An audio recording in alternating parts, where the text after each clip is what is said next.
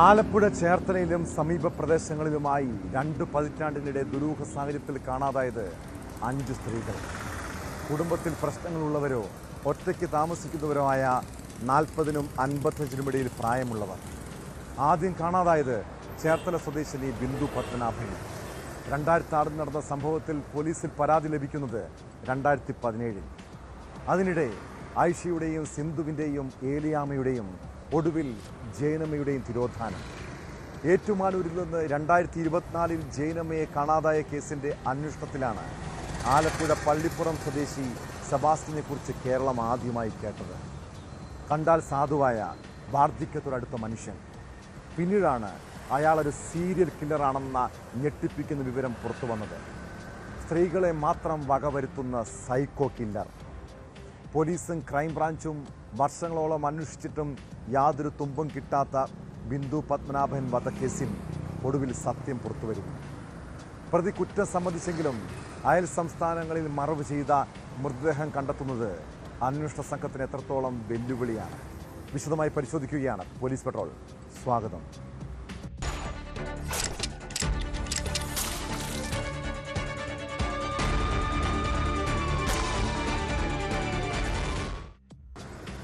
നീണ്ട നാളത്തെ നിയമ പോരാട്ടത്തിനും 19 വർഷത്തെ കാത്തിരിപ്പിന് ശേഷം ചേർത്തല ബിന്ദു പത്മനാഭൻ കൊലക്കേസിൻ്റെ ചുരുളഴിയുകയാണ്. ബിന്ദുവിനെ കൊലപ്പെടുത്തിയത് താനാണെന്ന് സീരിയൽ കില്ലർ സെബാസ്റ്റ്യൻ കുറ്റസമ്മതം നടത്തി. മൃതദേഹം പല കഷ്ണങ്ങളായി വിവിധയിടങ്ങളിൽ മറവ് ചെയ്തു. ജൈനമ്മ തിരോധാന കേസിൻ്റെ ചോദ്യം ചെയ്യലിനിടെയാണ് ബിന്ദുവിനെ കൊന്നുവെന്ന് പ്രതി സമ്മതിച്ചത്. കൊലപാതകത്തിന് ശേഷം കേരളത്തിന് പുറത്ത് വിവിധയിടങ്ങളിലായി മൃതദേഹം മറവ് ചെയ്തെന്നാണ് സെബാസ്റ്റ്യൻ പറയുന്നത്. ഇയാൾക്ക് മറ്റാരുടെയെങ്കിലും സഹായം ലഭിച്ചിട്ടുണ്ടോ എന്നും പരിശോധിക്കണം. പ്രതിയുമായി വേളാങ്കണ്ണിയിൽ ഉൾപ്പെടെ തെളിവെടുപ്പ് നടത്താനാണ് ക്രൈംബ്രാഞ്ച് നീക്കം. അതിനിടെ സെബാസ്റ്റ്യൻ്റെ കുറ്റസമ്മത മൊഴി അന്വേഷണ സംഘം കോടതിയിൽ സമർപ്പിച്ചു.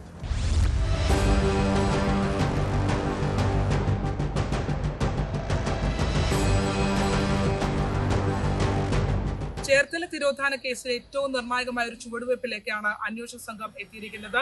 ഇന്ന് നമുക്ക് ലഭ്യമായ റിമാൻഡ് റിപ്പോർട്ട് പ്രകാരം സെബാസ്റ്റ്യൻ ബിന്ദു പത്മനാഭനെ കൊലപ്പെടുത്തിയെന്ന കുറ്റസമ്മത മൊഴി ക്രൈംബ്രാഞ്ചിന് നൽകിയിരിക്കുന്നു എന്നുള്ളതാണ് ക്രൈംബ്രാഞ്ച് CI ഹേമന്ത് നൽകിയ റിമാൻഡ് റിപ്പോർട്ടിൽ വ്യക്തമാക്കിയിട്ടുള്ളത്.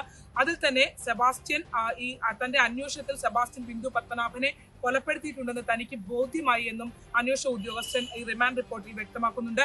അതിനോടൊപ്പം ജൈനമ്മ തിരോധാന കേസിന്റെ ഭാഗമായി അന്വേഷണ സംഘം സെബാസ്റ്റ്യനെ ചോദ്യം ചെയ്തപ്പോഴാണ് ഇത്തരത്തിൽ ഈ ബിന്ദു പത്മനാഭനെ താൻ കൊലപ്പെടുത്തി എന്നുള്ള കുറ്റസമ്മത മൊഴി കൂടി നൽകിയിട്ടുള്ളത്. വിശദമായ ഒരു കുറ്റസമ്മത മൊഴിയാണ് സെബാസ്റ്റ്യൻ ക്രൈംബ്രാഞ്ച് സംഘത്തിന് നൽകിയിട്ടുള്ളത്. അതിൽ തന്നെ ആ കുറ്റസമ്മത മൊഴിയിൽ സംസ്ഥാനത്തിന് പുറത്ത് പല ഭാഗങ്ങൾ ബിന്ദുവുമായി സഞ്ചരിച്ചിട്ടുള്ളത് അടക്കമുള്ള കാര്യങ്ങൾ വ്യക്തമാക്കുന്നുണ്ട്. സംസ്ഥാനത്തിന് പുറത്ത് ബിന്ദുവിനെ കൊലപ്പെടുത്തിയ ശേഷം മൃതദേഹ അവശിഷ്ടങ്ങൾ സംസ്ഥാനത്തിന്റെ പുറത്ത് പല ഭാഗങ്ങളിലായി ഉപേക്ഷിച്ചിട്ടുണ്ട് എന്നുള്ള സൂചനകളുമൊക്കെ ലഭ്യമാകുന്നുണ്ട്. അന്വേഷണ സംഘം സെബാസ്റ്റ്യനെയും കൊണ്ട് ചേർത്തല പള്ളിപ്പുറത്തു നിന്നും അടുത്ത ദിവസം തന്നെ വേളാങ്കണ്ണി അടക്കമുള്ള പ്രദേശങ്ങളിലേക്ക് തെളിവ് എടുപ്പിനായി പോകും. കാരണം കൃത്യമായ തെളിവുകളുടെ അടിസ്ഥാനത്തിൽ തന്നെയാണ് ഇപ്പോൾ ആലപ്പുഴയിലെ ക്രൈംബ്രാഞ്ച് ടീം മുന്നോട്ട് പോകുന്നത്. ചേർത്തല തിരോധാനങ്ങളുമായി ബന്ധപ്പെട്ട് പള്ളിപ്പുറത്തെ വീട്ടിൽ കിട്ടിയ മൃതദേഹ അവശിഷ്ടങ്ങളിലുമൊക്കെ അവർക്ക് കൃത്യമായ അറിവ് അതിനെ സംബന്ധിച്ച് ലഭ്യമായിട്ടുണ്ട്. വരും ദിവസങ്ങളിൽ കർണാടകയിലെ ഉടുപ്പി അടക്കമുള്ള പ്രദേശങ്ങളിലേക്ക് തെളിവെടുപ്പിനായി സെബാസ്റ്റ്യനുമായി പോകും എന്നുള്ള കാര്യം അറിയിച്ചിട്ടുണ്ട്. സെബാസ്റ്റ്യനുമായി ബന്ധപ്പെട്ട മറ്റ് കേസുകൾ ആയിഷ തിരോധാന കേസിലടക്കം നിർണായകമായ കണ്ടെത്തലുകളിലേക്ക് ഇപ്പോൾ പോലീസ് നീങ്ങിയിട്ടുണ്ട്. ചേർത്തലയിലെ അന്വേഷണ സംഘമാണ് ആയിഷ തിരോധാന കേസ് അന്വേഷിക്കുന്നത്. 6 ദിവസമാണ് കസ്റ്റഡിയിൽ ചോദിച്ചു വാങ്ങിയിട്ടുള്ളത്. ഈ 6 ദിവസത്തിനുള്ളിൽ സംസ്ഥാനത്തിന് പുറത്തടക്കം എത്തിച്ച് തെളിവെടുപ്പുകൾ പൂർത്തീകരിക്കാനാണ് അന്വേഷണ സംഘം കണക്ക് കൂട്ടുന്നത്. ബിന്ദു പത്മനാഭനെ കൊലപ്പെടുത്തിയ ശേഷം മൃതദേഹങ്ങൾ മുറിച്ച് മറവ് ചെയ്തു എന്നുള്ളതാണ് പോലീസിന് ലഭ്യമാകുന്ന സൂചന. എങ്കിൽ പോലും അതീവ ബുദ്ധിശാലിയായ ക്രിമിനലാണ് സെബാസ്റ്റ്യൻ. അതുകൊണ്ട് തന്നെ സെബാസ്റ്റ്യൻ പറയുന്ന കാര്യങ്ങൾ പൂർണ്ണമായി മുഖവിലേക്ക് എടുക്കുന്നില്ല. പക്ഷേ ആലപ്പുഴയിലെ അന്വേഷണ സംഘം അയാളെ കൊണ്ടുപോയി തന്നെ പരിശോധനകൾ നടത്തി കാര്യങ്ങൾ സ്ഥിരീകരിക്കാനാണ് അവർ മുന്നോട്ട് പോയിക്കൊണ്ടിരിക്കുന്നത്. സെബാസ്റ്റ്യനുമായി ബന്ധപ്പെട്ട് പ്രത്യേകിച്ച് ബിന്ദു പത്മനാഭന്റെ തിരോധാനവുമായി ബന്ധപ്പെട്ട് ലാൻഡ് മാഫിയയുടെ ഇടപെടൽ അടക്കമുള്ള വിഷയങ്ങളിൽ സമഗ്രമായ അന്വേഷണമുണ്ടാകും.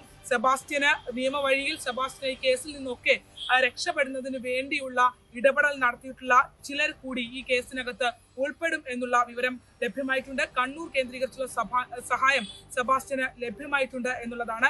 അത് കണ്ണൂരിൽ തന്നെ ഒരു സംഘം നേരത്തെ കണ്ണൂരിൽ സഹായവുമായി സെബാസ്റ്റ്യൻ 2017 അറസ്റ്റിലാകുന്ന ഘട്ടത്തിൽ ഇവിടെ എത്തിയിരുന്നു എന്ന് ന്യൂസ് 18 നേരത്തെ റിപ്പോർട്ട് ചെയ്തിരുന്നു. കണ്ണൂരിൽ നിന്നുള്ള സംഘമാണ് ഉടുപ്പിയിൽ ബിന്ദു പത്മനാഭൻ വളമായി എന്നുള്ള സ്റ്റേറ്റ്മെന്റ് നടത്തിയിട്ടുള്ളത്. അതുകൊണ്ട് തന്നെ കണ്ണൂരിൽ ഒളിവിൽ കഴിഞ്ഞ് 2017 സെബാസ്റ്റ്യൻ ഒളിവിൽ കഴിഞ്ഞിരുന്ന പ്രദേശത്തടക്കം അന്വേഷണ സംഘം സെബാസ്റ്റ്യനുമായി എത്തും. അവിടെ നിന്നുള്ള സഹായങ്ങൾ ലഭിച്ചിട്ടുണ്ടോ, ഒപ്പം തന്നെ ആയുധങ്ങൾ എന്തൊക്കെയാണ് ഉപയോഗിച്ചിട്ടുള്ളത്, അതടക്കമുള്ള കണ്ടെത്തലുകൾ വരും ദിവസങ്ങളിൽ ഉണ്ടാകും. അന്വേഷണ സംഘത്തെ സംബന്ധിച്ചിടത്തോളം ഏറ്റവും നിർണായകമായ ദിവസങ്ങളിലൂടെയാണ് അവർ കടന്നു പോകുന്നത്. ഈ സെബാസ്റ്റ്യനുമായി ബന്ധപ്പെട്ട തിരോധാന കേസുകൾ വ്യക്തമായ എവിഡൻസോട് കൂടി തന്നെ കോടതിക്ക് മുന്നിലേക്ക് പ്രൊഡ്യൂസ് ചെയ്യാൻ കഴിയും എന്നുള്ള ആത്മവിശ്വാസത്തിലാണ് അന്വേഷണ സംഘം പോകുന്നത്. കോട്ടയം കേന്ദ്രീകരിച്ച് ജനമ തിരോധാന കേസിലാണ് അന്വേഷണം ആരംഭിച്ചതെങ്കിലും കോട്ടയത്തെയും ആലപ്പുഴയിലെയും ഇപ്പോൾ നമ്മൾ നേരത്തെ റിപ്പോർട്ട് ചെയ്ത കൂത്താട്ടുകുളത്തെയും അടക്കമുള്ള കേസുകളിലെ അന്വേഷണ സംഘങ്ങളെല്ലാം തന്നെ ഒന്നിച്ച് കേന്ദ്രീകരിച്ചാണ് അവരെ അന്വേഷണവുമായി പോകുന്നത്. എല്ലാ ദിവസവും ഉന്നത ഉദ്യോഗസ്ഥരുടെ റിവ്യൂകൾ നടക്കുന്നുണ്ട്, പരിശോധനകൾ നടക്കുന്നുണ്ട്. എന്തായാലും ഈ കേസ് വലിയൊരു വഴിത്തിരിവിലേക്കാണ് ഇപ്പോൾ എത്തി നിൽക്കുന്നത്. ആലപ്പുഴയിൽ നിന്നും ശരണ്യ സ്നേഹജൻ, ന്യൂസ് 18.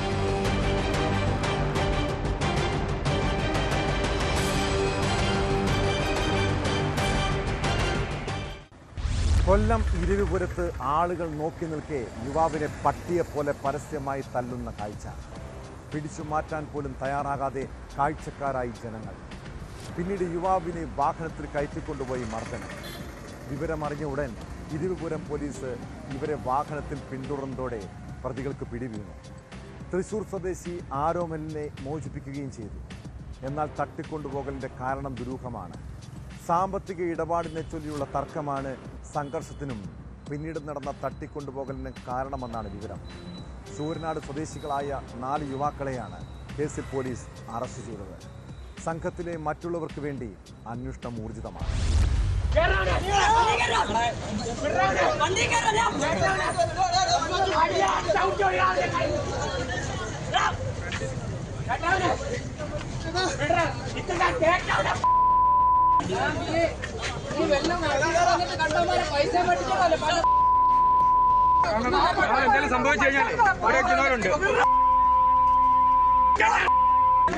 കാർ വാങ്ങിക്കൊടുക്കാമെന്ന് വാഗ്ദാനം ചെയ്ത് യുവാക്കളിൽ നിന്ന് തൃശൂർ സ്വദേശി ആരോമൽ 13 ലക്ഷം രൂപ കൈപ്പറ്റിയതാണ് സംഭവത്തിന്റെ തുടക്കം. പണം തിരികെ ആവശ്യപ്പെട്ടുള്ള തർക്കം ശൂരനാട് പോലീസ് സ്റ്റേഷനിലും പരാതിയായി എത്തിയിരുന്നു. ആരോമലിനെ ഫോണിൽ കിട്ടാതെ ആകുകയും സ്റ്റേഷനിൽ എത്താതാകുകയും ചെയ്തതോടെയാണ് സംഘം തിരക്കിയിറങ്ങിയത്.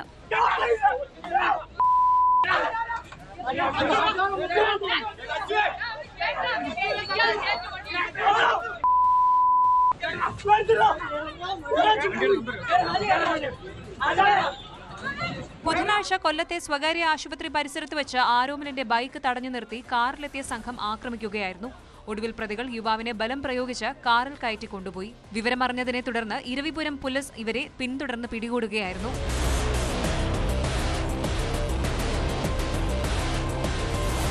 ശൂരനാട് സ്വദേശികളായ 47-കാരൻ അൻസാർ, 21 വയസ്സുള്ള ആദിൽ, 23-കാരൻ അല്ലമീൻ, 27-കാരൻ അഭിൻ എന്നിവരാണ് അറസ്റ്റിലായത്. പ്രതികൾക്കെതിരെ വധശ്രമം, തട്ടിക്കൊണ്ടുപോകൽ എന്നീ വകുപ്പുകൾ ചുമത്തിയിട്ടുണ്ട്. കോടതിയിൽ ഹാജരാക്കിയ പ്രതികളെ റിമാൻഡ് ചെയ്തു. ഒളിവിൽ കഴിയുന്ന 6 പ്രതികൾ ഉടൻ പിടിയിലാകുമെന്ന് ഇരവിപുരം പോലീസ് അറിയിച്ചു.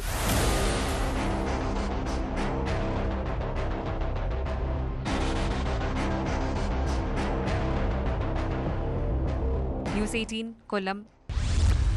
കോട്ടയം വൈക്കം പോലീസ് സ്റ്റേഷനിലെ ജോർജ് സാറിനെ കൊണ്ട് ജനങ്ങൾ പൊറുതിമുട്ടിയിരിക്കുകയാണ്. സ്വന്തം കൈത്തരിപ്പ് നാട്ടുകാരുടെ നെഞ്ചത്ത് തീർക്കുന്നതാണ് ഇയാളുടെ രീതി. വൈക്കത്ത് പോലീസ് ജീപ്പിൽ KSRTC ബസ് ഉരഞ്ഞെന്ന് പറഞ്ഞ് ഡ്രൈവറെ മർദ്ദിച്ച പോലീസുകാരനെ അങ്ങനെ വെറുതെ വിടാൻ പറ്റുമോ? സംഭവത്തിൽ പോലീസ് ഉദ്യോഗസ്ഥനെതിരെ നടപടി ഉണ്ടാകുമെന്നാണ് സൂചന. പോലീസിന്റെ ഭാഗത്തു നിന്ന് വീഴ്ച ഉണ്ടെന്ന് ചൂണ്ടിക്കാട്ടി സ്പെഷ്യൽ ബ്രാഞ്ച് റിപ്പോർട്ട് സമർപ്പിച്ചു. അതേസമയം വിവാഹ ഫോട്ടോഗ്രാഫിക്ക് പണം ചോദിച്ചതിന് ആലപ്പുഴയിലെ സ്റ്റുഡിയോ ഉടമയെ മർദ്ദിച്ചതും ഇപ്പോൾ ആരോപണ വിധേയനായ ഗ്രേഡ് SI ജോർജ് എന്നാണ് വിവരം.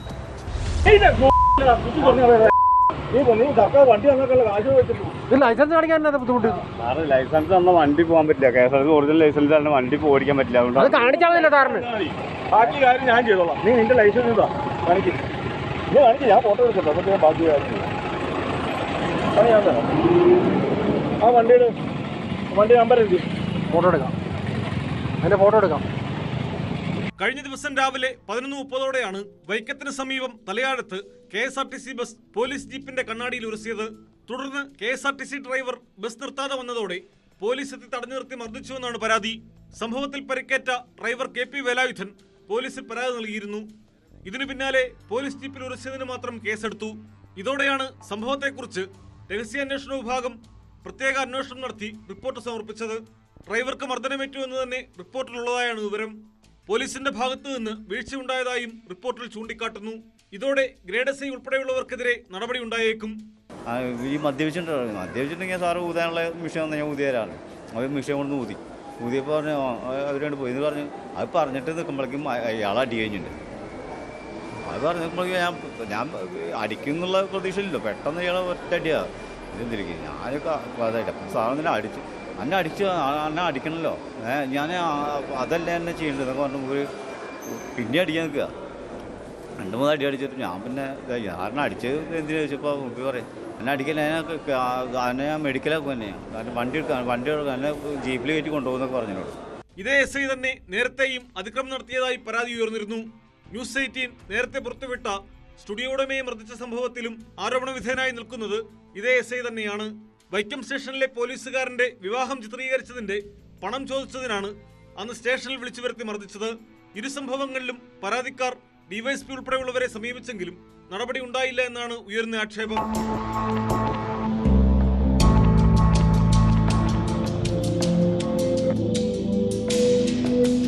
ന്യൂസ് 18 കോട്ടയം.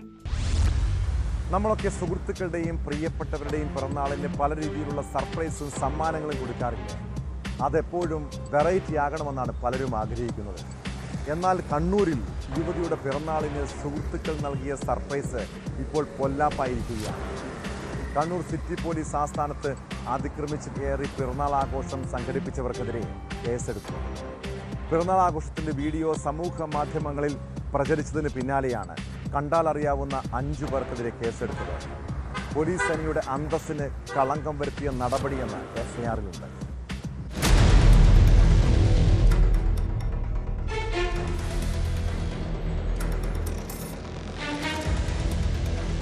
യുവതി കേസിൽപ്പെട്ടെന്ന് പറഞ്ഞാണ് സുഹൃത്തുക്കൾ കണ്ണൂർ സിറ്റി പോലീസ് ആസ്ഥാനത്തേക്ക് വിളിച്ചു വരുത്തിയത്.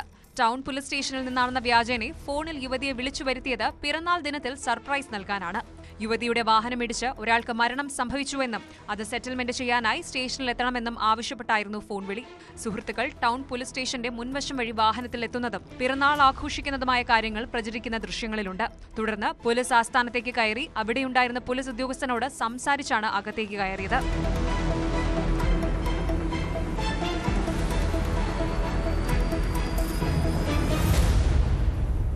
പോലീസ് ക്യാന്റീൻ മുൻവശത്തായിരുന്നു ആഘോഷങ്ങളുടെ തുടക്കം. അവിടെ നിർത്തിയിട്ട പോലീസ് വാഹനത്തിന് മുന്നിൽ നിന്ന് ഫോട്ടോയെടുത്തും ആഘോഷം നടത്തി.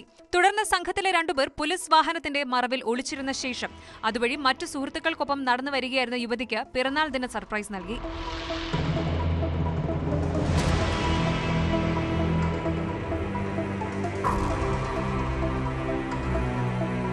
തുടർന്ന് അവിടെ നിന്ന് തന്നെ കേക്ക് മുറിച്ചും ആഘോഷം നടത്തിയ ശേഷമാണ് സംഘം മടങ്ങിയത്. ഇതിനിടയിൽ യുവതിയെ വിളിച്ചു വരുത്തിയ കാര്യം പരസ്പരം സംസാരിച്ച് ആഹ്ലാദം പങ്കിടുന്നതും ദൃശ്യങ്ങളിലുണ്ട്. പിറന്നാൾ ആഘോഷത്തിന്റെ വീഡിയോ സാമൂഹ്യ മാധ്യമങ്ങളിൽ പ്രചരിച്ചതിന് പിന്നാലെയാണ് പോലീസിന്റെ നടപടി. സംഭവത്തിൽ കണ്ടാലറിയാവുന്ന 5 പേർക്കെതിരെയാണ് ടൗൺ പോലീസ് കേസെടുത്തത്.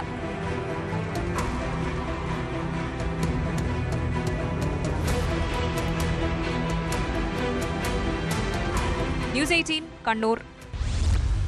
കിടപ്പ് രോഗിയായ വയോധികയെ പോലും കാമക്കണ്ണുകളോടെ നോക്കുന്നവർ എത്രയോ നികൃഷ്ട ജീവികളാണ്.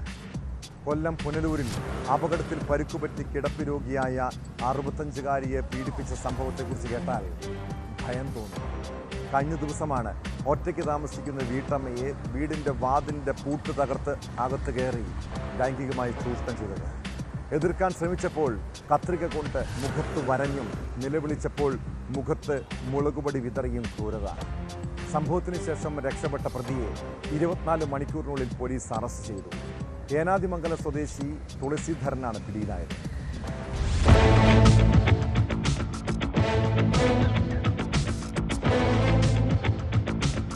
വാഹനാപകടത്തിൽ പരിക്ക് പറ്റി കിടപ്പിലായ 65-കാരിയോടാണ് ക്രൂരത കാട്ടിയത്.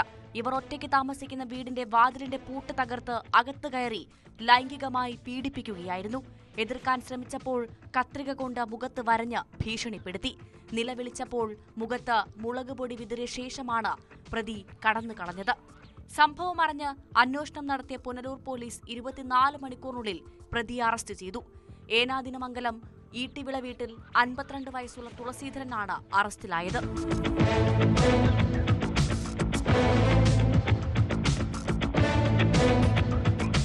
കൃത്യത്തിന് ശേഷം സ്ഥലത്തു നിന്നും കടന്നുകളഞ്ഞ ഇയാളെ പുനലൂർ SHO രാജേഷ് കുമാർ ടിയുടെ നേതൃത്വത്തിലാണ് അറസ്റ്റ് ചെയ്തത്. SI അനീഷ്, ASI അനിൽ, SCPOമാരായ മനീഷ്, രാജേഷ് എന്നിവരടങ്ങിയ പോലീസ് സംഘമാണ് പ്രതിയെ പിടികൂടിയത്.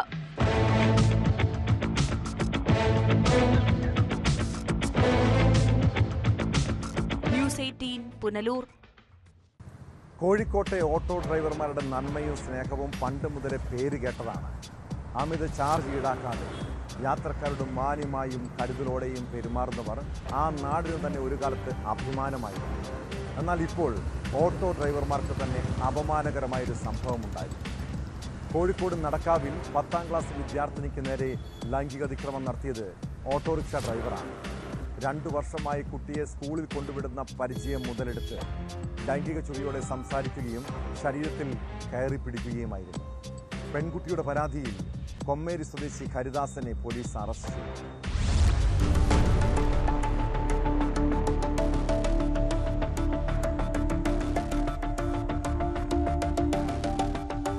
നഗരത്തിലെ സ്കൂളിൽ പഠിക്കുന്ന വിദ്യാർത്ഥിനിയെ 2 വർഷമായി ഓട്ടോറിക്ഷയിൽ സ്കൂളിൽ കൊണ്ടുവിടുന്നത് ഹരിദാസനായിരുന്നു. ഈ പരിചയം മുതലെടുത്ത് കുട്ടിയോട് ലൈംഗിക ചുവയോടെ സംസാരിക്കുകയും ശരീരത്തെ കയറി പിടിച്ച് ലൈംഗികാതിക്രമം നടത്തുകയുമായിരുന്നുവെന്നാണ് കേസ്. 15-കാരിയായ വിദ്യാർത്ഥിനിയുടെ പരാതിയിൽ നടക്കാവ് പോലീസാണ് കേസ് രജിസ്റ്റർ ചെയ്ത് പ്രതിയെ പിടികൂടിയത്.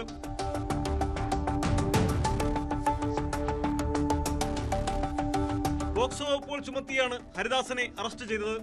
കോടതിയിൽ ഹാജരാക്കിയ പ്രതിയെ റിമാൻഡ് ചെയ്തു. നടക്കാവ് ഇൻസ്പെക്ടർ പ്രജീഷിന്റെ നിർദ്ദേശപ്രകാരം സബ് ഇൻസ്പെക്ടർമാരായ Leela, Jackson Joy, senior CPO Rahul, CPO Subair എന്നിവരടങ്ങിയ സംഘമാണ് പ്രതിയെ പിടികൂടിയത്.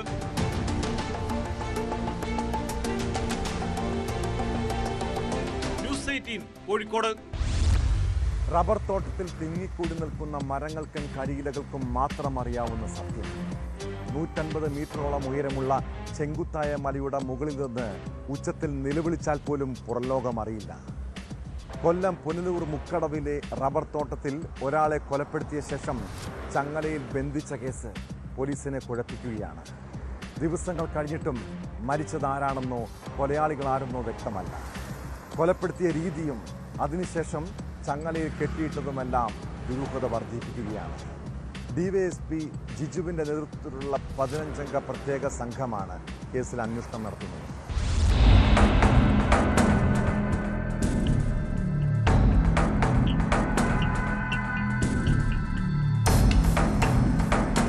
പുനലൂർ മൂവാറ്റുപുഴ പാതയിൽ മുക്കടവ് പാലത്തിനു സമീപമുള്ള ചെങ്കുത്തായ മലയുടെ മുകളിലാണ് 2 ദിവസം മുൻപ് കൈകാലുകൾ ചങ്ങലയിൽ ബന്ധിച്ച് റബ്ബർ മരത്തിൽ ചുറ്റി താഴിട്ട് പൂട്ടിയ നിലയിൽ മൃതദേഹം കണ്ടത്.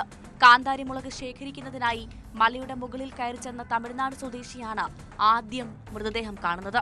ഡോഗ് സ്ക്വാഡും വിരലടയാള വിദഗ്ധരും ഫോറൻസിക് സംഘവും സ്ഥലത്ത് പരിശോധന നടത്തിയിരുന്നു.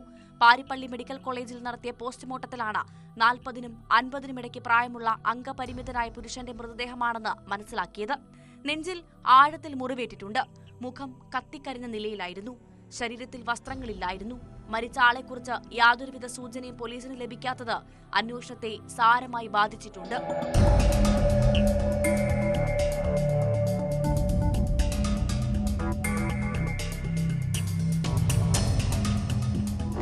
പുനലൂർ DYSPയുടെ ചുമതല വഹിക്കുന്ന ജിജുവിന്റെ നേതൃത്വത്തിലുള്ള പ്രത്യേക അന്വേഷണ സംഘത്തിൽ 15 പേരാണുള്ളത്.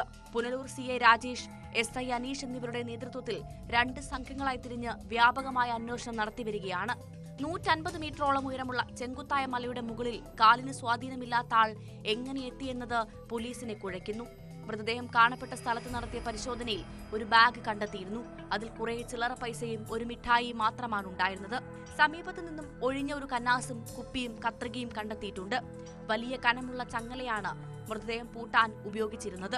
എവിടെ നിന്നെങ്കിലും ചങ്ങല നഷ്ടപ്പെട്ടിട്ടുണ്ടോ എന്നുള്ള വിവരം പോലീസ് അന്വേഷിച്ചു വരുന്നു. കന്നാസ് വാങ്ങാൻ സാധ്യതയുള്ള കടകളിലും പരിശോധന നടത്തുന്നുണ്ട്. മറ്റ് സംസ്ഥാനങ്ങളിലെ അടക്കം മിസ്സിംഗ് കേസുകളും പരിശോധിച്ചു വരികയാണ്. സാധാരണഗതിയിൽ ആരും കടന്നു ചെല്ലാൻ സാധ്യതയില്ലാത്ത, നിലവിളി ശബ്ദം പോലും വെളിയിലേക്ക് കേൾക്കാൻ സാധ്യതയില്ലാത്ത സ്ഥലത്ത് മൃതദേഹം കുഴിച്ചു മൂടാതെ ചങ്ങലയിൽ ബന്ധിച്ചുപേക്ഷിച്ചത് എന്തിനാണെന്നുള്ള ചോദ്യമാണ് പോലീസിനെ ഏറ്റവും കൂടുതൽ വലയ്ക്കുന്നത്. കൊടും പകയെ തുടർന്നുള്ള കൊലപാതകം, നരബലി, തട്ടിക്കൊണ്ടുവന്ന് പീഡിപ്പിക്കൽ തുടങ്ങി വിവിധ സാധ്യതകൾ പോലീസ് സംശയിക്കുന്നുണ്ട്.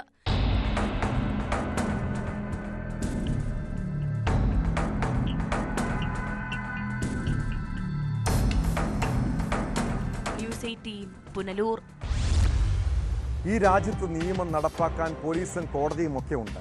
എന്നാൽ ഈ നിയമ സംവിധാനങ്ങൾക്കെല്ലാം മുകളിലാണ് പാർട്ടി കോടതി എന്നാണ് ചില സഖാക്കളുടെ ചിന്ത. നാട്ടിൽ ആരെങ്കിലും തമ്മിൽ തർക്കമുണ്ടായാൽ CPM ഏരിയ സെക്രട്ടറിയും ലോക്കൽ സെക്രട്ടറിയും ഒക്കെ വിചാരണ നടത്താനും വിധി നടപ്പാക്കാനും എത്തും. തിരുവനന്തപുരം മഞ്ചൂരിൽ ഫാർമസ്യൂട്ടിക്കൽ സ്ഥാപനം സ്ഥിതി ചെയ്യുന്ന സ്ഥലവുമായി ബന്ധപ്പെട്ട പ്രശ്നം പരിഹരിക്കാൻ എത്തിയ CPM നേതാക്കൾ കാട്ടിക്കൂട്ടിയ പരാക്രമം നാട്ടുകാർ അറിയണം. ഫാർമസ്യൂട്ടിക്കൽ സ്ഥാപനത്തിൽ അതിക്രമിച്ചു കയറിയ നേതാക്കൾ ഓഫീസ് അടിച്ചു തകർത്തു. സംഭവത്തിൽ CPM area secretary Panchoor Babu, advocate Ananthu Suresh എന്നിവരുൾപ്പെടെ കണ്ടാലറിയാവുന്ന 15 പേർക്കെതിരെ പോലീസ് കേസെടുത്തു. എന്നാൽ ഗുണ്ടകളെ ഇറക്കിയതും സ്ഥലം കയ്യേറിയതും കമ്പനി ഉടമകളെന്നാണ് CPM ആരോപണം.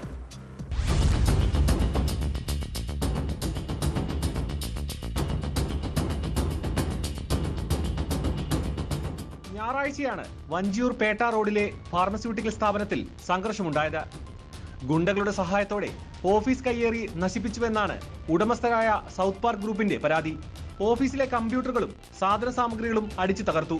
ഇതേ കോമ്പൗണ്ടിൽ പ്രവർത്തിക്കുന്ന എക്സൈസ് ഓഫീസ് CPM പ്രവർത്തകർ ആക്രമിച്ചതായും പരാതിയുണ്ട്. ഇത്രയും ഹീനമായ ഒരു പ്രവൃത്തി എന്തുകൊണ്ട് ഈ തൽപര കക്ഷികൾക്ക് ഞങ്ങളുടെ അടുത്ത് എന്താണ് വിരോധം, അല്ലെങ്കിൽ ഞങ്ങൾ എന്ത് അവർക്ക് തെറ്റ് ചെയ്തു എന്നുള്ളത് ഞങ്ങൾക്ക് ഇപ്പോഴും വ്യക്തമല്ല. FIR ഫയൽ ചെയ്തിട്ടുണ്ടെന്ന് ഞങ്ങൾക്ക് ഇൻറ്റിമേഷൻ വന്നു. അതിൽ ജാമ്യമില്ല വകുപ്പാണ് അവർ ഈ LCയുടെ പേരിൽ ചുമത്തിയിരിക്കുന്നത്. സൗത്ത് പാർക്ക് ഗ്രൂപ്പ് തമിഴ്നാട് സ്വദേശിയിൽ നിന്ന് പാട്ടത്തിനെടുത്ത സ്ഥലത്തായിരുന്നു ഫാർമസ്യൂട്ടിക്കൽ കമ്പനി പ്രവർത്തിച്ചിരുന്നത്. ഉടമയുടെ പരാതിയുടെ അടിസ്ഥാനത്തിലാണ് തങ്ങൾ ഇവിടെ എത്തിയതെന്നും അനധികൃതമായി സ്പിരിറ്റും കോടയും സൂക്ഷിച്ചിരുന്നതായും CPM പറയുന്നു. സ്പിരിറ്റ് അങ്ങനെയുള്ള തുടങ്ങിയുള്ള സാധനങ്ങൾ, കോട, ഈ ചാരായം പാറ്റാനുള്ള കോട തുടങ്ങിയ സാധനങ്ങളൊക്കെ ഇവിടെ ഇരിക്കുന്നതായി കാണുകയും അങ്ങനെ ഇവിടെ കുറച്ച് ആൾ കൂടുകയൊക്കെ ചെയ്ത അതിൻ്റെ അടിസ്ഥാനത്തിലാണ് ഞാനും വന്ന് നോക്കിയതൊക്കെ. അപ്പോൾ അത് എങ്ങനെ വന്നു എന്നുള്ള കാര്യത്തെക്കുറിച്ച് പുള്ളിക്ക് അറിയില്ല. കെട്ടിടത്തിന്റെയും സ്ഥലത്തിന്റെയും ഉടമസ്ഥയെ ചൊല്ലി തർക്കമുണ്ടായിരുന്നതായും സൂചനയുണ്ട്. CPM സംസ്ഥാന നേതൃത്വത്തിന്റെ നിർദ്ദേശപ്രകാരമാണ് പ്രാദേശിക നേതാക്കൾ സ്ഥലത്തെത്തിയത്. യഥാർത്ഥ ഉടമയെ ഗുണ്ടകൾ ഉപയോഗിച്ച് തടഞ്ഞു. അത് ചോദ്യം ചെയ്തതിന് സൗത്ത് പാർക്ക് മാനേജ്മെന്റ് വ്യാജ പരാതി നൽകുകയായിരുന്നെന്നും CPM ആരോപിക്കുന്നു. കോടതി നിർദ്ദേശപ്രകാരം പോലീസിന്റെ സംരക്ഷണയിലാണ് ഇപ്പോൾ വിവാദ ഭൂമിയും കെട്ടിടവും.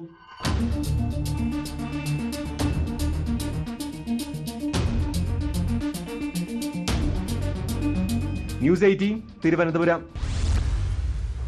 ഒന്ന് തല്ലി നോവിക്കാതെ പൊന്നുപോലെയാണ് ഇക്കാലത്ത് മാതാപിതാക്കൾ മക്കളെ വളർത്തുന്നത്. അപ്പോൾ കുഞ്ഞുങ്ങൾക്ക് ചെറിയൊരു മുറിവ് പറ്റിയാൽ ആർക്കെങ്കിലും സഹിക്കാൻ പറ്റുമോ? തിരുവനന്തപുരത്ത് 2.25 വയസ്സുള്ള കുഞ്ഞിൻ്റെ മുഖത്ത് ആടിക്കൊണ്ട പാട അമ്മ കണ്ടത് കുട്ടിയെ കുളിപ്പിക്കുമ്പോഴാണ്. കാര്യം തിരിക്കുമ്പോഴാണ് അംഗനവാടി ടീച്ചർ തല്ലിയതാണെന്ന് മനസ്സിലായത്. കുട്ടിയെ അധ്യാപിക മുഖത്തടിച്ചതായാണ് പരാതി.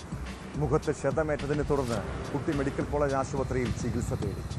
സംഭവത്തിന് പിന്നാലെ അധ്യാപികയെ സസ്പെൻഡ് ചെയ്തിട്ടുണ്ട്.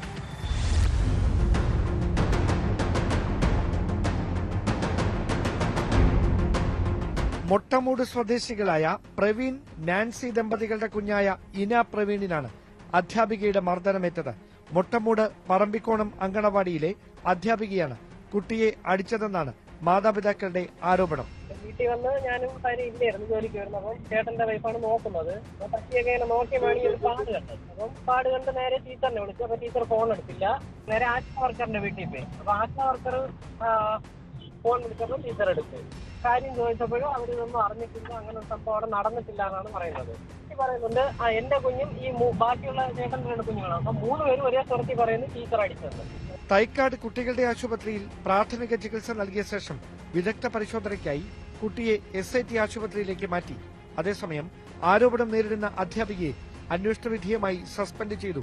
ശിശുക്ഷേമ സമിതിയും സംഭവത്തെക്കുറിച്ച് അന്വേഷണം നടത്തുന്നുണ്ട്.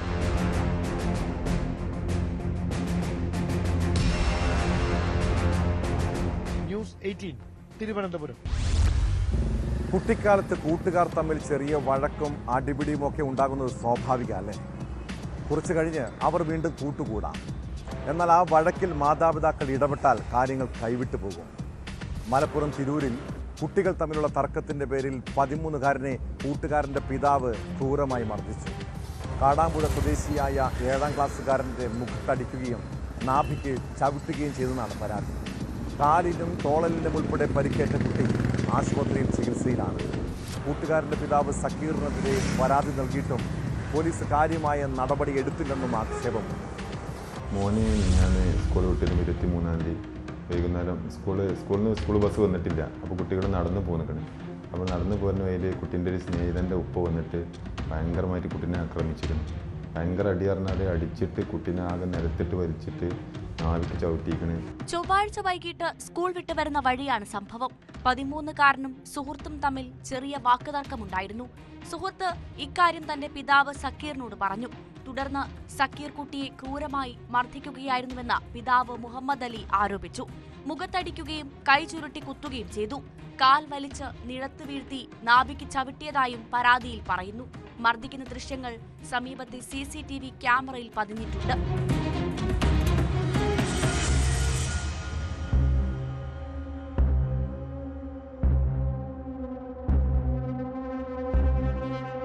ഇപ്പം ക്രൂരമായിട്ട് എന്ത് അക്രമം കാണിക്കണ പിന്നെ CCTV നോക്കിയവർക്കൊക്കെ പോലീസിനും എല്ലാവർക്കും നമ്മൾ കൊടുത്തിരുന്നു.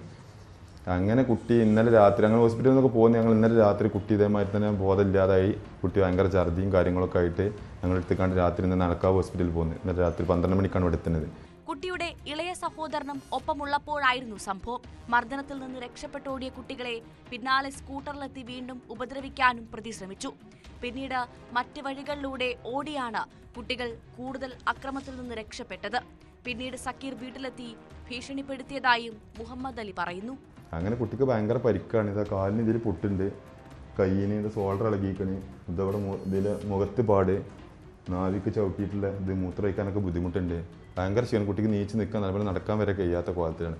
അപ്പോൾ പോലീസ് ഇതിന് തക്കതമായ നടപടി നമുക്ക് എടുത്തു തരണം. പോലീസ് കേസെടുത്ത വകുപ്പൊക്കെ പോലീസ് സ്റ്റേഷൻ ജാമ്യം കിട്ടുന്ന വകുപ്പാണ് എടുത്തിക്കണമെന്ന് പറഞ്ഞ്. ഫോക്സ് ചെറിയ കുട്ടിയാണ്, 13 വയസ്സ് കുട്ടിയാണ്. ഈ കുട്ടിനെ ഈ കോലത്തിലവൻ ആക്രമിച്ച് നാളെ വേറെ കുട്ടികളെ പോയി ആക്രമിക്കും. കാലിനും തോളെല്ലിനും പരിക്കേറ്റ കുട്ടിക്ക് മൂത്രവിസർജനം നടത്താനും ബുദ്ധിമുട്ടുണ്ട്. നിലവിൽ വളാഞ്ചേരി നടക്കാവിൽ ആശുപത്രിയിൽ ചികിത്സയിലാണ്. അന്ന് തന്നെ പരാതി നൽകിയിട്ടും പോലീസ് വേണ്ടത്ര ഗൗരവം നൽകിയില്ലെന്നും സംഭവ ദിവസം മൊഴിയെടുത്തില്ലെന്നും മുഹമ്മദ് അലി ആരോപിക്കുന്നു. ഗുരുതര വകുപ്പുകൾ ചുമത്താതെയാണ് കേസെടുത്തത്. മകന് നീതി ലഭിക്കാൻ ഏതറ്റം വരെയും പോകുമെന്ന് മുഹമ്മദ് അലി പറഞ്ഞു. സംഭവം അന്വേഷിച്ചു വരികയാണെന്ന് പോലീസിന്റെ വിശദീകരണം.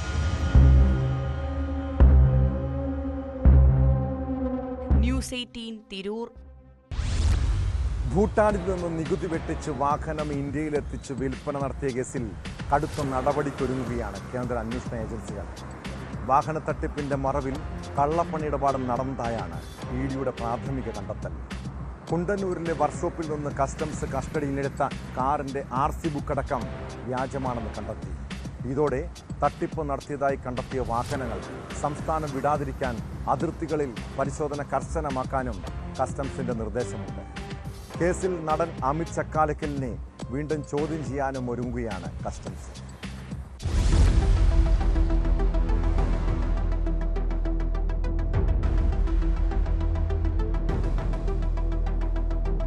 ഭൂട്ടാൻ വാഹന തട്ടിപ്പിൽ നടപടികൾ കർശനമാക്കി അന്വേഷണ ഏജൻസികൾ മുന്നോട്ട് നീങ്ങുകയാണ്. വാഹന തട്ടിപ്പിന്റെ മറവിൽ കള്ളപ്പണ ഇടപാട് നടന്നതായാണ് EDയുടെ പ്രാഥമിക കണ്ടെത്തൽ. ഇതോടെ ECIR ഉടൻ രജിസ്റ്റർ ചെയ്യും. ഭൂട്ടാനിൽ നിന്നും കടത്തിക്കൊണ്ടുവന്ന പല വാഹനങ്ങളുടെയും എഞ്ചിൻ നമ്പർ വരെ മാറ്റിയിട്ടുണ്ടെന്ന് മോട്ടോർ വാഹന വകുപ്പിന്റെ പരിശോധനയിൽ കണ്ടെത്തി. കുണ്ടന്നൂരിലെ വർക്ക്ഷോപ്പിൽ നിന്ന് കസ്റ്റംസ് കഴിഞ്ഞ ദിവസം കസ്റ്റഡിയിലെടുത്ത ടൊയോട്ട ലാൻഡ് ക്രൂയിസർ ഓപ്പറേഷൻ നുഗ്മോറിൽ നിർണായകമാകും. അരുണാചൽ പ്രദേശ് രജിസ്ട്രേഷനുള്ള ഈ വാഹനം മാത്രമാണ് ആദ്യ ഉടമയുടേതായിട്ടുള്ളത്. കുണ്ടന്നൂരിലെ വർക്ക്ഷോപ്പിൽ അറ്റകുറ്റപ്പണികൾക്കും പെയിന്റ് മാറ്റാനുമായി കയറ്റിയതായിരുന്നു ഈ വാഹനം. ബുധനാഴ്ച വൈകിട്ട് കസ്റ്റഡിയിലെടുത്ത വാഹനത്തിന്റെ രജിസ്ട്രേഷൻ രേഖകൾ RTOയുടെ സഹായത്തോടെ കസ്റ്റംസ് പരിശോധിച്ചിരുന്നു. അതോടെയാണ് RC ബുക്ക് അടക്കം വ്യാജമാണെന്ന് വ്യക്തമായത്. 1999 മോഡൽ ക്രൂയിസർ 2012 അരുണാചലിൽ രജിസ്റ്റർ ചെയ്തതാണെന്നാണ് കാണിച്ചിട്ടുള്ളത്. ഉടമ അസം സ്വദേശിയായ മഹിൻ അൻസാരി. എന്നാൽ ഈ വിലാസത്തിലുള്ള ആളെ കണ്ടെത്താൻ കഴിയാതായതോടെ കസ്റ്റംസ് എഞ്ചിൻ നമ്പർ ഉപയോഗിച്ച് നടത്തിയ പരിശോധനയിൽ മൂവാറ്റുപുഴ സ്വദേശിയുടേതാണ് കാറെന്ന് തെളിഞ്ഞു. ഇയാളെ കസ്റ്റംസ് ഉടൻ ചോദ്യം ചെയ്യും. ഈ കാർ കേരളത്തിലെത്തിയ വഴി കണ്ടെത്തിയാൽ നിലവിലുള്ള റാക്കറ്റിനെ പൂട്ടാൻ കഴിയുമെന്നാണ് കസ്റ്റംസ് വൃത്തങ്ങൾ പറയുന്നത്.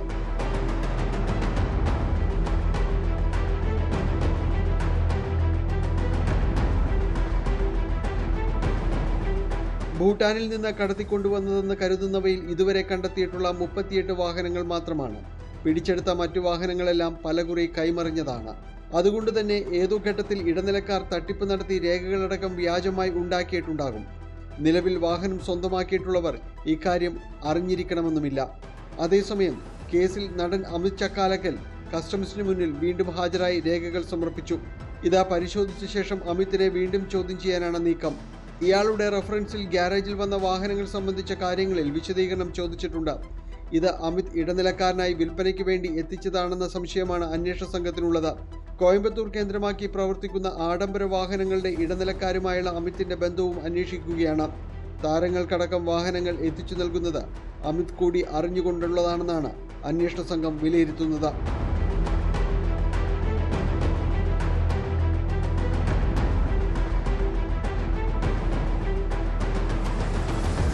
ന്യൂസ് 18 കൊച്ചി. മനുഷ്യജീവന്റെ വില ഏറ്റവും നന്നായി അറിയാവുന്നവരാണ് ഡോക്ടർമാരും ആരോഗ്യ പ്രവർത്തകരും. അതുകൊണ്ട് തന്നെ പൊതുസമൂഹത്തിൽ അവരുടെ ഇടപെടലുകൾ ജാഗ്രതയോടെ വേണം. കോഴിക്കോട് പൊതുനിരത്തിൽ ഡോക്ടറുടെ അശ്രദ്ധ ഒരാളുടെ ജീവനെടുത്ത സംഭവത്തെക്കുറിച്ചാണ് പറഞ്ഞു വരുന്നത്. വാഹനമിടിച്ച് കാൽനടയാത്രക്കാരൻ മരിച്ച സംഭവത്തിൽ കാർ ഓടിച്ച ഡോക്ടറെ പോലീസ് അറസ്റ്റ് ചെയ്തു. താനൂർ സ്വദേശി ഡോക്ടർ റിയാസിനെതിരെ മനഃപൂർവ്വമല്ലാത്ത നരഹത്യ, അപകടകരമായ ഡ്രൈവിംഗ് എന്നീ വകുപ്പുകൾ ചുമത്തിയാണ് കേസെടുത്തത്. സീബ്ര ക്രോസിംഗ് വഴി നടന്നുപോയവരെ വാഹനമിടിച്ച് തെറിപ്പിക്കുന്ന CCTV ദൃശ്യങ്ങൾ പുറത്തു വന്നിരുന്നു. അപകടത്തിൽ ഒരു സ്ത്രീക്കും ഗുരുതരമായി പരിക്കേറ്റിട്ടുണ്ട്.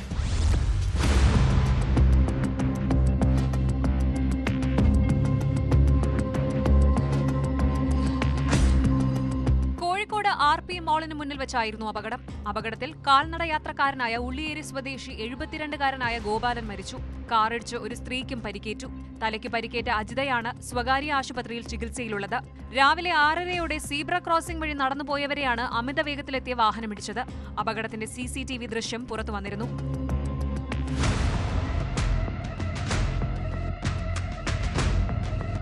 കാർ ഓടിച്ച മലപ്പുറം താനൂർ സ്വദേശി ഡോക്ടർ NP റിയാസിനെ പോലീസ് അറസ്റ്റ് ചെയ്തു. ഒപ്പമുണ്ടായിരുന്ന പ്രായപൂർത്തിയാകാത്ത ആൺകുട്ടിയെയും കസ്റ്റഡിയിലെടുത്തിരുന്നു. മനഃപൂർവ്വമല്ലാത്ത നരഹത്യ, അപകടകരമായ ഡ്രൈവിംഗ് എന്നീ വകുപ്പുകൾ ചുമത്തിയാണ് അറസ്റ്റ്. പ്രതി ലഹരി ഉപയോഗിച്ചിരുന്നു എന്നതടക്കം പോലീസ് പരിശോധിക്കും.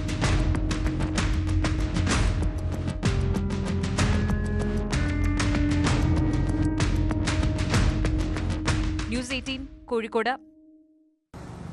ജ്വല്ലറികളിൽ സ്വർണം വാങ്ങാനെന്ന വ്യാജേന എത്തി മോഷണം നടത്തുന്ന ബിരുദന്മാരുണ്ട്. അവർ സ്വർണവുമായി കടന്നു കളഞ്ഞ ശേഷമാകും ജ്വല്ലറി ഉടമയും ജീവനക്കാരും കാര്യമറിയുക. കൊല്ലം കൊട്ടിയത്ത് ജ്വല്ലറിയിൽ നിന്ന് സ്വർണം കവർന്നത് മോതിരം വാങ്ങാനെന്ന് പറഞ്ഞെത്തിയ യുവാവാണ്.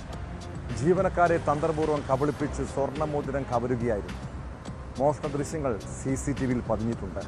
സംഭവത്തിൽ കേസെടുത്ത പോലീസ് അന്വേഷണം ആരംഭിച്ചു. ചൊവ്വാഴ്ച രാവിലെ ശ്രീകൃഷ്ണ ജ്വല്ലറിയിലാണ് മോഷണം നടന്നത്. മോതിരം വാങ്ങാനാണെന്ന് പറഞ്ഞ് കടയിലെത്തിയ യുവാവ് ജീവനക്കാരോട് വിവിധ മോഡലുകൾ കാണിക്കണമെന്ന് ആവശ്യപ്പെട്ടു. തുടർന്ന് നിരത്തിവെച്ച മോതിരങ്ങൾ നോക്കി ഒന്നും ഇഷ്ടമായില്ലെന്ന് പറഞ്ഞ യുവാവ് പുറത്തേക്ക് നടന്നു. പിന്നീട് ബോക്സ് തിരികെ അലമാരയിൽ വെക്കുന്നതിനിടെ സ്വർണ്ണമോതിരത്തിന് പകരം മുക്കുപണ്ടം വെച്ചത് ജീവനക്കാർ കണ്ടെത്തുകയായിരുന്നു.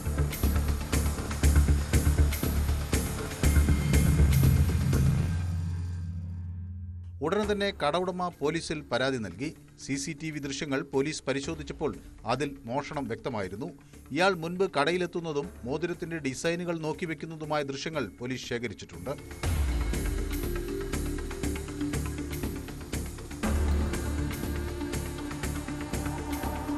യുവാവിനെ തിരിച്ചറിയാനുള്ള അന്വേഷണം ഊർജിതമാക്കിയതായി കൊട്ടിയം പോലീസ് അറിയിച്ചു. ന്യൂസ് 18 കൊല്ലം. മലപ്പുറം കോട്ടക്കലിൽ വൻ ലഹരി വേട്ട. 10 ലക്ഷം രൂപ വിലമതിക്കുന്ന 136 ഗ്രാം MDMA-യുമായി 2 പേർ അറസ്റ്റിലായി. 3 ഇടങ്ങളിലായി നടത്തിയ പരിശോധനയിലാണ് വൻ MDMA ശേഖരം പിടികൂടിയത്. വേങ്ങര സ്വദേശികളായ അരുൺ, റഫീഖ് എന്നിവരെ അറസ്റ്റ് ചെയ്തു. ലഹരി മരുന്ന് വിൽപ്പനയിലൂടെ സമ്പാദിച്ച പണവും മയക്കുമരുന്ന് ഉപയോഗിക്കുന്ന ഉപകരണങ്ങളും പിടിച്ചെടുത്തിട്ടുണ്ട്.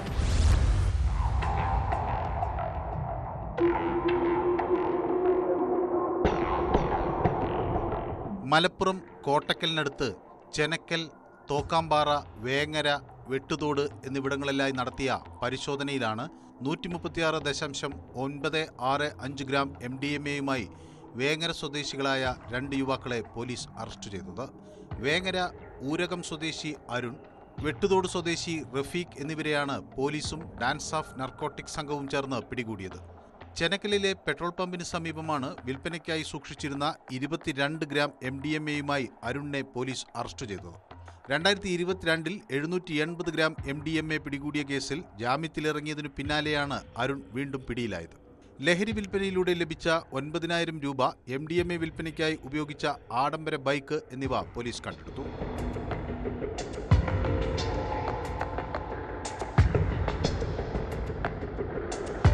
കോട്ടക്കൽ രാജാസ് സ്കൂൾ റോഡിൽ തോക്കാംപാറയിൽ വിദ്യാർത്ഥികൾക്കും യുവാക്കൾക്കും MDMA വിൽപ്പന നടത്തുകയായിരുന്ന റഫീഖിൽ നിന്ന് 10.41 ഗ്രാം MDMA പിടികൂടി. ലഹരി വിൽപ്പനയിലൂടെ ലഭിച്ച 22,600 രൂപയും ഇയാളിൽ നിന്ന് കണ്ടെടുത്തു. തുടർന്ന് ഇരുവരെയും വിശദമായി ചോദ്യം ചെയ്തതിൽ നിന്നാണ് ഇരുവരുടെയും വീടുകളിൽ പരിശോധന നടത്തി കൂടുതൽ MDMA പിടികൂടിയത്. റഫീഖിന്റെ വീട്ടിൽ നിന്നും 104.55 ഗ്രാം MDMA-യും ഡിജിറ്റൽ ത്രാസും പാക്ക് ചെയ്യാൻ ഉപയോഗിക്കുന്ന പോളിത്തീൻ കവറുകളും ലഹരി ഉപയോഗത്തിനുള്ള 3 ഗ്ലാസ് ഫ്യൂമുകളും കണ്ടെടുത്തു. Malappuram DYSP KM Baiju, narcotics DYSP Sibi NO എന്നിവരുടെ മേൽനോട്ടത്തിൽ Kottakkal inspector Sangeeth Punathil, Malappuram DANSAF SI-മാരായ യാസിർ AM, ജസ്റ്റിൻ KR എന്നിവരുടെ നേതൃത്വത്തിലായിരുന്നു അറസ്റ്റ്. കോടതിയിൽ ഹാജരാക്കിയ പ്രതികളെ റിമാൻഡ് ചെയ്തു.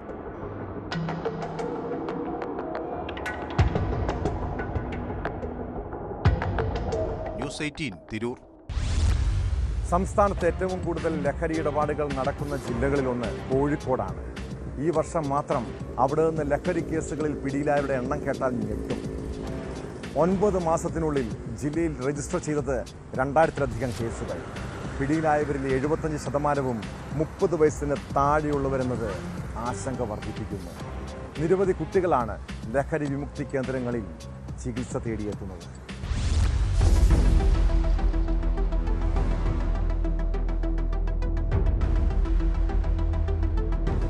രാസലഹരിയിൽ നിന്നും യുവതലമുറയെ മോചിപ്പിക്കാൻ പോലീസും എക്സൈസും കിണഞ്ഞു പരിശ്രമിക്കുകയാണ്. നിരവധി പ്രചാരണ പ്രവർത്തനങ്ങൾ ജില്ലയിൽ നടന്നുകൊണ്ടിരിക്കുന്നു. എന്നതാൽ ഇതിനിടയിലും ലഹരിമരുന്ന് കേസുകൾ വർദ്ധിക്കുന്നത് ആശങ്കയുയർത്തുന്നു. കോഴിക്കോട് ജില്ലയിൽ സിറ്റി റൂറൽ പരിധികളിലായി 2025 ജനുവരി മുതൽ സെപ്റ്റംബർ വരെ 2000-ലധികം കേസുകളാണ് NDPS ആക്ട് പ്രകാരം രജിസ്റ്റർ ചെയ്തിട്ടുള്ളത്. ഈ കേസുകളുടെ എണ്ണത്തിന് ആനുപാതികമായി പ്രതികളെയും പിടികൂടി. ലഹരി കേസുകളിൽ പിടിയിലായതിൽ 75% പ്രതികളും 30 വയസ്സിന് താഴെയുള്ളവരാണ്. ഇതിലേതാണ്ട് 500-ലധികം പേരുടെ പ്രായം 18-നും 20-നും ഇടയിലാണ്. മുൻപും സമാന കേസുകളിൽ പിടിയിലായവരും നിരവധിയാണ്. ആദ്യം ഉപയോഗത്തിലൂടെ ലഹരിയുടെ ലോകത്തിലേക്ക് കടക്കുന്ന കുട്ടികൾ പിന്നീട് കച്ചവടക്കാരായി മാറുകയാണ്. നിരവധി കുട്ടികളാണ് ലഹരി വിമുക്തി കേന്ദ്രങ്ങളിലും ചികിത്സ തേടിയെത്തുന്നത്. ലഹരി വിൽപ്പനയും ഉപയോഗവുമായി പിടിയിലാകുന്ന 18 വയസ്സിൽ താഴെയുള്ള പ്രതികളെ കേസിൽ ഉൾപ്പെടുത്താതെ സോഷ്യൽ ബാക്ക്ഗ്രൗണ്ട് റിപ്പോർട്ട് മാത്രം നൽകുന്നതും പ്രതിസന്ധി സൃഷ്ടിക്കുന്നുണ്ട്. നിയമത്തിലെ ഇത്തരം പഴുതുകളും ലഹരി സംഘങ്ങൾ തങ്ങൾക്ക് അനുകൂലമാക്കുന്നു.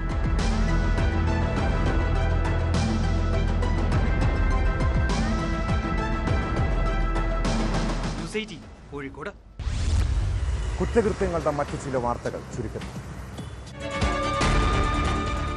KJ ഷൈനിനെതിരായ സൈബർ ആക്രമണ കേസിൽ KM ഷാജഹാൻ അറസ്റ്റിൽ. എറണാകുളം ചെങ്ങമനാട് SHO ആണ് തിരുവനന്തപുരത്തെ വസതിയിൽ നിന്ന് ഷാജഹാനെ കസ്റ്റഡിയിലെടുത്തത്. തിരുവനന്തപുരം ആര്യനാട്ട് 69-കാരിയെ പീഡിപ്പിക്കാൻ ശ്രമിച്ച കേസിൽ 26-കാരൻ റിമാൻഡിൽ. മത്സ്യക്കച്ചവടക്കാരനായ നജീമിനെയാണ് കാട്ടാക്കട കോടതി റിമാൻഡ് ചെയ്തത്. കഴിഞ്ഞ ദിവസം അറസ്റ്റിലായതിനു പിന്നാലെ ഇയാൾ ആര്യനാട് പോലീസ് സ്റ്റേഷനിൽ ഇലാസ്റ്റിക് കൊണ്ട് കഴുത്തുമുറുക്കി ആത്മഹത്യയ്ക്ക് ശ്രമിച്ചിരുന്നു.